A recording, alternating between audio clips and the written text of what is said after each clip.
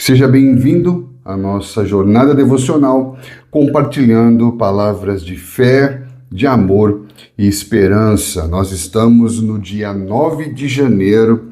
O tema do nosso devocional hoje é sobre o coração como o centro da vida. E o texto base está em Provérbios, capítulo 4, versículo 22. Sobre tudo o que se deve guardar, guarda o coração, porque dele procedem as fontes da vida. O nosso texto diz assim: no cerne do desenvolvimento da vida cristã está o entendimento de que o Evangelho atua primordialmente no coração, tratando-o como o centro definidor da pessoa humana. As Escrituras nos revelam repetidamente que o coração é a origem de todas as questões da vida. Temos aqui algumas referências bíblicas em Crônicas, Provérbios, Romanos, João. Este elemento central não é apenas um componente isolado. Ele simboliza a unidade de mente, alma e espírito, de onde emanam pensamentos, crenças, afeições, desejos e vontades. Por que é importante, no início dessa nossa jornada devocional, meditarmos sobre o coração? Porque dentro da nossa doutrina, o coração tem um papel central, fundamental, essencial. Mas, ao mesmo tempo, dentro da nossa cultura, o coração parece ter um papel muito simbólico, muito subjetivo, muito abstrato, muito romântico.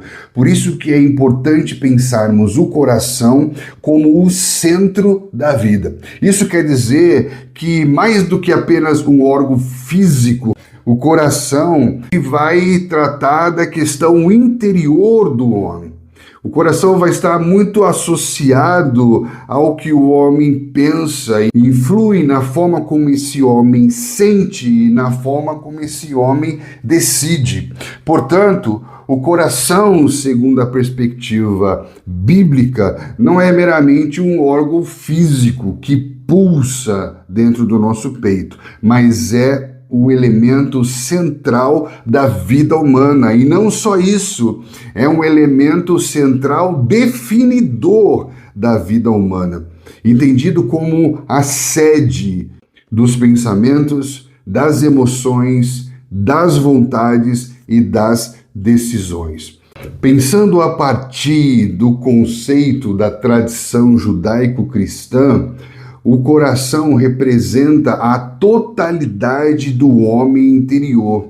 Dentro da cultura judaico-cristã, o coração é o centro do pensamento, da razão, da vontade, das decisões. Não se limita a sentimentos. É o centro da racionalidade a partir do qual esse homem tem consciência do seu compromisso com Deus. O coração, a partir da tradição judaica cristã, está muito mais associado a caráter, com o desenvolvimento da moralidade, do código ético, da sua relação com a lei de Deus, como a expressão do caráter de Deus, do que com sentimentos, afetos e paixão. Já quando avançamos um pouco mais na história, nós chegamos no conceito grego filosófico de coração. E a partir desse conceito, o coração cardia, que é como ele vai aparecer no Novo Testamento, ele vai herdar um significado filosófico mais voltado para as emoções, porque os gregos viam o coração como o centro das emoções. Os pais da filosofia, como Platão e Aristóteles, eles não abandonaram as bases da tradição judaica, mas eles ampliaram a percepção do conceito de maneira que, para eles, o coração era o lugar onde as emoções se encontravam com a mente, com a razão, com os pensamentos. E isso vai, de alguma maneira, entra em concordância com a perspectiva bíblica, Porque o mandamento, tanto de Deuteronômio capítulo 6, como de Mateus 22, vai falar de amar ao Senhor teu Deus com todo o coração, com toda a sua alma, com toda a sua força, com todo o seu entendimento, com todas as suas posses. Dessa maneira, você vai perceber que o pensamento grego, ele não é descontinuado, ele não é disruptivo nesse sentido, mas há uma continuidade apontando para uma centralidade de uma devoção, de um amar a Deus responsável, consciente e inteligente. Contudo, na pós-modernidade, o coração ele vai ser tratado como centro das emoções, e não só das emoções, como das emoções individuais, associado à subjetividade e à autenticidade desse indivíduo, que vai dar origem ao que nós vamos chamar de um processo de romantização do coração, em que o coração passa a ser idealizado como lugar do amor romântico, das afeições, das paixões, e vai se afastando dessa construção judaico-cristã e grego-filosófica de um amor que consegue conectar a razão com a emoção. A pós-modernidade vai romantizar o coração dentro de uma cultura super, ultra, mega afetiva, em que o que importa é o que eu sinto, independente da razão, independente da lógica, independente da ciência. Eu sou o que eu sinto e não o que eu sei. Se eu sinto que sou algo, é isso que eu quero ser, mesmo que isso seja ilógico, mesmo que isso seja irracional, mesmo que isso não seja científico. Então você vai perceber que o coração, dentro da pós-modernidade, vai se relacionar à questão emocional, afetiva. Por isso que nós falamos muito de um coração que sente separado da mente que pensa. Por causa dessa hiperafetividade associada ao coração, nós acabamos dicotomizando, separando a razão da emoção, sendo que desde os dias de Agostinho há um dualismo no sentido de não separar, mas de construir, mesmo à base de uma certa tensão, uma relação complementar. A pós-modernidade vai promover uma desconexão, tanto da intelectualidade como da espiritualidade. O coração passa a ter uma conotação mais emocional, desvinculado do entendimento espiritual e frequentemente reduzido aos seus impulsos naturais da sua paixão. Esse conceito pós-moderno de coração contrasta com a proposta das Escrituras, que revelam repetidamente que o coração é a origem das questões últimas, essenciais, fundamentais e elementares da vida. O coração, como um elemento central, não é apenas um componente isolado, mas ele simboliza essa unidade, essa convergência, essa relação de mente, alma e espírito, de onde emanam seus pensamentos, suas crenças, afeições, desejos e vontades. O coração é como um espelho que reflete a pessoa humana. O coração fala de quem realmente somos, intimamente somos. Por isso que Provérbios, capítulo 27, 19, fala que assim como a água reflete o rosto, o coração reflete quem somos. Então, o que é o coração? O coração é o centro da vida, o centro do pensamento, das emoções, da vontade, das decisões. É como um espelho que reflete quem realmente somos. O coração não se limita a esse conceito biológico e nem ao conceito apenas romântico, emocional, hiperafetivo, subjetivo, mas envolve a relação com todos esses elementos. E por isso que envolve o que eu penso, envolve o que eu sinto, envolve o que eu quero, envolve o que eu faço. A importância do coração justifica o que nós vamos chamar de a guerra pelos corações. E você vai perceber que desde o princípio, no Jardim do Éden, o que estava em xeque era o coração, como um elemento central e definidor da pessoa humana, porque aquele que tem voz sobre o coração é aquele que tem governo sobre o coração, porque o que acontece a partir do coração vai influenciar toda a vida humana, seus pensamentos, as suas emoções, as suas vontades e as suas decisões. Olha como é importante quando você vai pensar o coração como o centro da vida, e que desde o princípio há uma guerra pelos corações, há uma guerra na mente pelos pensamentos que vão influenciar o que eu sinto e que vai influenciar o que eu quero e vai definir o que eu faço. Nós vamos aprofundando a nossa percepção de coração. E nessa guerra pelo coração do homem, o homem acaba se deixando ser influenciado pela mentira em seus pensamentos. E quando ele é influenciado no seu pensamento, isso afeta as suas emoções, o que ele sente. Isso vai influenciar o seu querer, a sua vontade, que vai definir as suas ações, o seu comportamento. A partir desse momento, o coração do homem é corrompido pelo pecado. Portanto, desde a queda, o coração do homem foi enganado e se tornou enganoso, desesperadamente corrupto, porque perdeu a sua pureza original. Isso está lá em Jeremias capítulo 17, versículo 9. E aí você vai perceber lá no princípio, em Gênesis capítulo 6, versículo 5, que Deus viu que a maldade do homem havia se multiplicado na terra e era continuamente mal o desígnio, o desejo, a vontade do seu coração. Todo o pensamento do homem, tudo que o homem sente, tudo que o homem deseja e tudo que o homem faz passa a estar sempre inclinado para o mal e multiplica a maldade sobre a terra. E é importante a gente entender que esse coração pecaminoso, enganado e enganoso, ele continua presente na natureza humana por meio do pecado original, por meio do que nós vamos chamar de solidariedade da raça. O pecado entrou por um homem e esse pecado afeta todos os homens, de modo que todos os homens pecaram. Por isso que Jesus vai dizer em Marcos capítulo 7, versículo 21, que de dentro do coração do homem é que procedem os maus desígnios, desejos, intenções.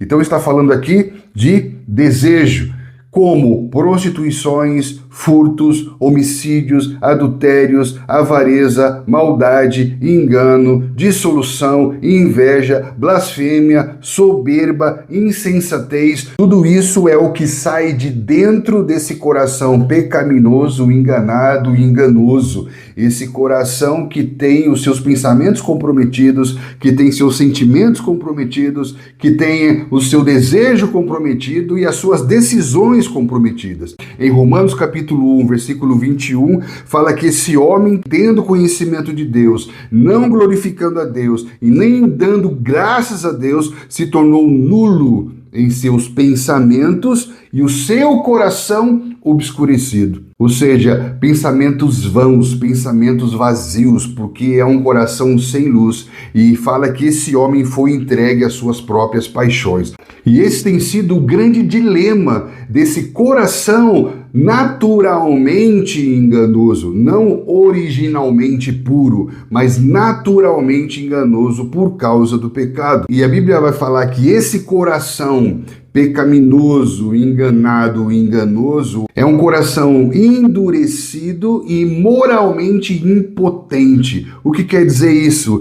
Que conforme esse homem vai se tornando egoísta, e obstinado nos seus próprios caminhos, refém, escravo das suas próprias paixões, esse coração do homem endurece, se tornando insensível à voz de Deus, que sempre foi e sempre será acessível ao homem. Esse homem de coração endurecido se torna moralmente impotente, ou seja, incapaz de se arrepender por si mesmo. Ele é incapaz de buscar a Deus por si mesmo. Ele é incapaz de compreender o Evangelho por si só, dependendo assim totalmente da graça divina. E isso é lindo, por quê? Porque o Deus que conhece o coração do homem, o Deus que prova o coração do homem, é o Deus que então vai redimir esse coração pecaminoso, enganado e enganoso. Porque as Escrituras dizem, como o Salmo 139,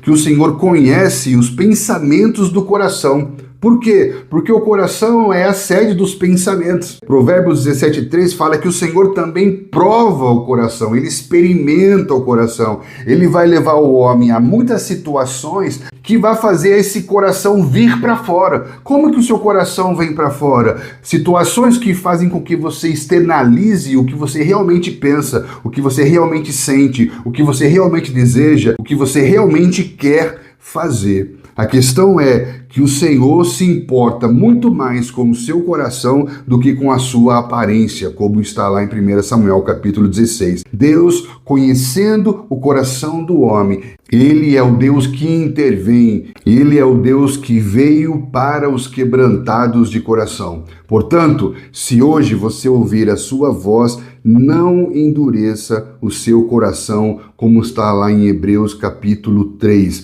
porque Jesus veio para os quebrantados. O que é o quebrantamento? É a perda dos meus argumentos autojustificantes. É quando eu não tenho mais argumentos para me defender, apenas uma disposição profunda de me render. E é nesse momento em que nós somos expostos ao Evangelho, que é a história de Deus, que é a história da redenção, que é o plano de salvação. A partir desse momento, o Evangelho toca o coração. Porque o coração é o elemento central e definidor da vida humana. Nessa guerra pelo coração, o homem acabou cedendo o governo do seu coração ao inferno, ao maligno, à mentira, ao engano. E então Cristo vem para resgatar o coração do homem. E por isso que o Evangelho atua primordialmente no coração. Por isso, quando nós somos expostos ao Evangelho, o dom de Deus, que é o Espírito Santo, ilumina os corações, para que vejamos a glória de Cristo e conheçamos a imagem do Pai. E diante disso, a Bíblia fala que nós cremos com o coração. É mediante essa iluminação pela graça que o homem encontra fé nesse coração. Esse coração pecaminoso, enganado e enganoso, agora tem uma experiência de fé. Por isso que Romanos capítulo 10, 9 diz que se com teu coração crer, será salvo. Se eu crer com tudo aquilo que me define como ser humano. Por isso que nós usamos a expressão de receber Jesus no coração. Porque está falando aqui de um Cristo que redime, que resgata, que traz de volta o pensamento, a emoção, o desejo e a vontade para Deus. Para isso estar alinhado com a vontade de Deus. Então ele é o Salvador que redime, que resgata do engano, da mentira. E ele é Senhor que agora governa o que eu penso, o que eu sinto, o que eu quero e o que eu faço. A partir dessa experiência de redenção e de rendição, redenção pela salvação e rendição pelo senhorio, nasce dentro de nós uma oração, como o Salmo 51, 10, que diz: cria em mim, ó Deus, um coração puro e renova dentro de mim um espírito inabalável. Isso concorda com o Evangelho, porque não fala de conserta ou cura, mas cria. Por isso que Paulo vai falar sobre uma nova criação, por isso que Jesus vai falar sobre um nascer de novo, porque estou sendo trazido de volta à minha essência original. E como que esse coração é recriado? Como que as coisas vieram à existência? A partir da palavra. Por isso que o meio pelo qual nós somos renascidos e recriados é pelo poder do Evangelho, que é pelo poder da palavra que cria e a palavra que recria. E por isso que pela palavra de Deus nós somos recriados. É por isso que pelo poder do Evangelho somos renascidos. E é por isso que essa nova criatura tem as suas palavras e as suas leis escritas agora no coração. Não está mais escrita na pedra, fora do homem, para mostrar que essa lei não está mais dentro do homem, mas agora está escrita dentro do homem pelo Espírito Santo. Por isso que no Sinai a lei foi escrita com fogo na pedra e em Pentecostes a lei foi escrita com fogo no homem, que agora recebe um novo coração e um novo espírito, como em Ezequiel 36, 26, eu darei a vocês um novo coração e porei dentro de vós um novo espírito. Eu tirarei de vocês o coração de pedra. Então nós não estamos mais na era da pedra, em que mostra que a lei não está dentro do homem, mas agora vivemos debaixo da lei do Espírito, que coloca as suas palavras dentro do coração para nos ensinar a viver como Jesus. A partir desse momento vai ficar muito claro por que Jesus no coração, porque coração é casa, coração é lugar de morada. Por isso que nós oramos para que Jesus esteja em nosso coração, para que Jesus seja esse elemento central e definidor de quem fomos criados para ser. Por isso que Paulo vai escrever que Cristo deseja habitar em nossos corações pela fé, fortalecendo. Por isso que Paulo vai falar sobre Cristo habitar em nossos corações pela fé, fortalecendo o nosso homem interior, que é enraizado no amor de Deus. Efésios capítulo 3, versículo 17. Olha que lindo isso. Além de coração ser morada, nós vamos ver que coração é fonte. Por isso que o sábio vai dizer que sobre tudo que se deve guardar, guarda o seu coração. Porque se eu contamino a fonte, eu contamino a sua fluência e a sua influência. Eu não só contamino as águas, mas contamino onde essas águas tocam, por onde essas águas passam. Por isso que tudo que afeta o coração influencia diretamente a vida espiritual, a vida emocional, a vida social, toda a integralidade do ser humano. Por isso que o coração é comparado à nascente de um rio que vai determinar a pureza ou a poluição de toda uma vida. A redenção do Evangelho, por meio do sangue de Jesus derramado, vai purificar o coração do homem, vai purificar essas fontes contaminadas que agora, por meio do Espírito Santo, da palavra santificadora, são preservadas. E aí existe um princípio maravilhoso que Apocalipse diz que debaixo do trono de Deus nasce um rio que passa pelo Cordeiro e ele vem até nós. Essa fonte que jorra a partir de nós é uma fonte que nasce na eternidade. Na guerra pelos corações, a mentira interrompeu essa conexão do homem com essa fonte eterna e suprema. Cristo vem para nos reconectar com o rio que nasce debaixo do trono de Deus, que passa pelo Cordeiro e, através de nós, chega aos lugares de morte, como na visão que Ezequiel teve das águas que saíam do templo. Olha que lindo! Quando Jesus fala que do seu interior vai fluir um rio de águas vivas, está falando de uma água que nunca para de jorrar, de uma vida que nunca para de fluir, porque essa vida nasce debaixo do trono do próprio Deus. Portanto, a nossa oração é para que os nossos corações sejam como uma fonte que nunca parem de jorrar vida. Por isso, sobre tudo que você deve guardar, proteger e preservar, guarda o seu coração, guarda os seus pensamentos, cuida dos seus sentimentos, cuidado com os seus desejos, porque isso vai definir as suas decisões, se elas serão glorificantes ou pecaminosas. Enfim, a partir do momento que esse coração é redimido, resgatado e governado pelo Senhor, nós podemos experimentar o que está escrito em Deuteronômio capítulo 6. Ele vai dizer: o Senhor é o único Deus. E amarás o Senhor teu Deus com todo o teu coração, com toda a tua alma, com toda a sua força. No Novo Testamento vai falar com todo o seu entendimento, e em outras tradições vai falar sobre com todas as suas posses. Enfim, quando o nosso coração é redimido e governado, nós encontramos um lugar de devoção. Estamos falando de uma devoção que nasce de um entendimento de que só quando Deus é único, o nosso amor é total. Quando Ele é o único, eu amo com todo o coração, toda a alma, toda a força, e entendo que no amor de Deus e no amar a Deus não há metades. É um amor exclusivo, único e total. Não há mais pensamentos divididos, não há mais sentimentos divididos, não há mais paixões e desejos divididos, não há mais decisões confusas e divididas, porque agora há uma exclusividade e há uma totalidade de amar com coração, de amar com alma e de amar com força. Homens e mulheres que podem ver a Deus.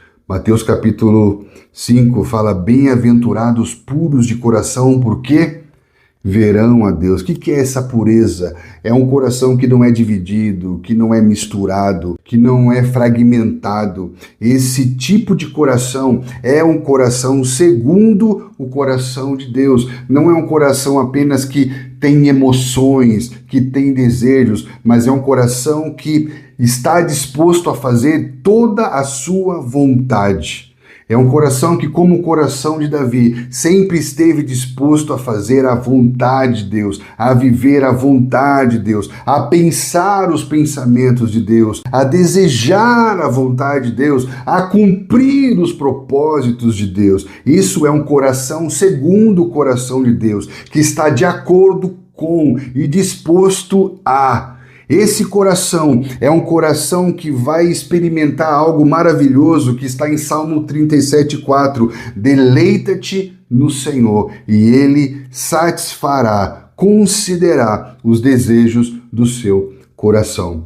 Esse coração que pensa em Deus, que deseja por Deus, que quer viver a vontade de Deus, é um homem que começa a experimentar, a se deleitar em Deus. Como diz John Piper, ele vai encontrar plena satisfação em Deus, porque Deus ele é muito mais glorificado quando nós encontramos plena satisfação nele, quando nós encontramos deleite nele. Então que a nossa oração hoje seja: Deus, som do meu coração. Deus, vai no mais profundo do meu coração. Veja se em mim há algum caminho mau, há algum pensamento mau, há algum desejo mau, há alguma intenção má, e me guia pelo caminho reto. Que essa seja a nossa oração, uma oração corajosa, porque a palavra ali, sonda-me, tem a ver com ir profundo, como se faz o canal num dente. É uma experiência de exposição profunda, dolorosa, porém restauradora.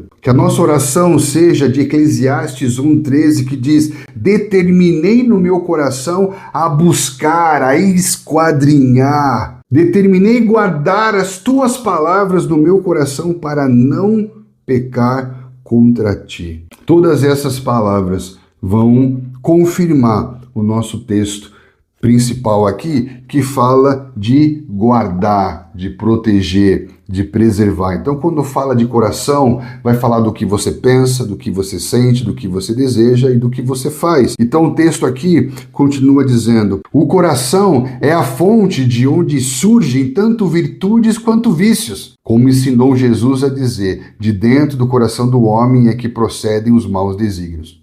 Todos esses males nascem internamente e têm o poder de contaminar o homem. A redenção, que é núcleo do Evangelho, é executada por meio do sangue de Jesus derramado na cruz, agindo diretamente sobre o coração para purificar todas as suas saídas. Olha aí. Assim, guardar o coração em Cristo é proteger as fontes da vida. O novo nascimento é, portanto, uma recriação deste novo coração, purificando-o para que se torne uma fonte de vida. Quando o Evangelho toca profundamente o coração humano, emerge uma vida nova que se estende a partir dele, e de seu interior flui como um rio de vida e de virtude.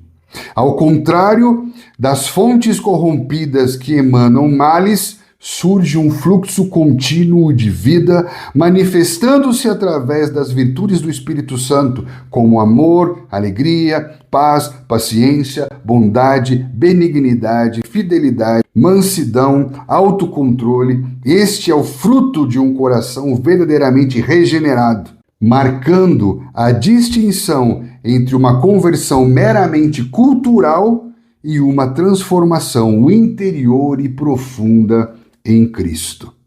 Temos 3 perguntas para ajudar você na sua meditação. Primeiro, como posso cultivar um coração que é continuamente guardado em Cristo? De que maneiras posso permitir que o Evangelho purifique todas as saídas do meu coração? Como as virtudes do Espírito Santo estão se manifestando em minha vida a partir do coração regenerado?